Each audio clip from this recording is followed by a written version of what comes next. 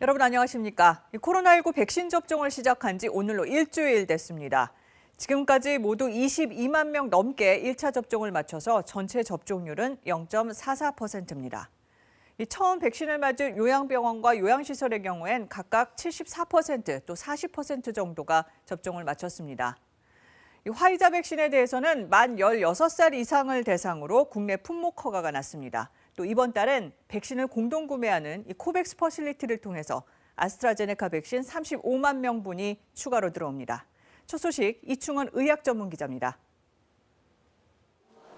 코로나19 환자를 진료하는 의료진이 화이자 백신을 맞습니다. 품목 허가 이전에 국제 백신 공동 구매 프로젝트인 코백스 퍼실리티를 통해 특례 수입으로 들어온 물량입니다.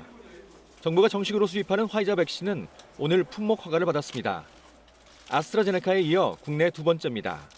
안전성과 효과성을 인정하여 임상시험 최종 결과 보고서 등을 허가 이후 제출하는 조건으로 품목 허가를 결정하였습니다.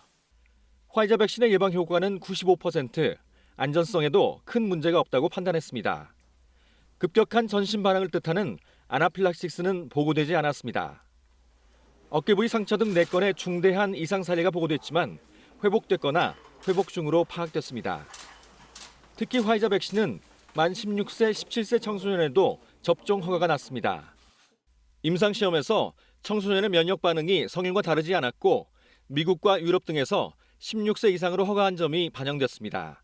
16세 이상 고등학생들은 수험생들이고 학원이라든지 학교에서 많이 모이기 때문에 접종을 하면 학생들 사이에서 코로나 전파를 차단하는 효과는 있을 것으로 생각이 됩니다. 최근 미국 식품의약국에서 초저온 대신 영하 15도에서 25도인 일반 냉동고에서도 2주간 화이자 백신 보관과 유통이 가능하도록 기준을 낮췄습니다.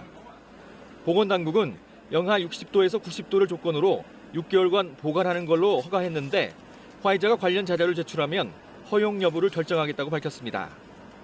코백스 퍼실리티를 통한 아스트라제네카 백신 도입 일정도 오늘 확정됐습니다. 35만 명분이 이번 달에 들어옵니다. 국내 위탁 생산으로 출하된 78만 명분에 더해 3월까지 113만 명분이 도입되는 셈입니다. 4월과 5월엔 70만 명분이 추가로 도입됩니다. 한편 제주도의 고위험 의료기관 16곳에 종사자가 맞을 백신이 군수송기로 운송됐습니다. 아스트라제네카 백신을 실은 차량을 통째로 옮겼습니다. KBS 뉴스 이충원입니다.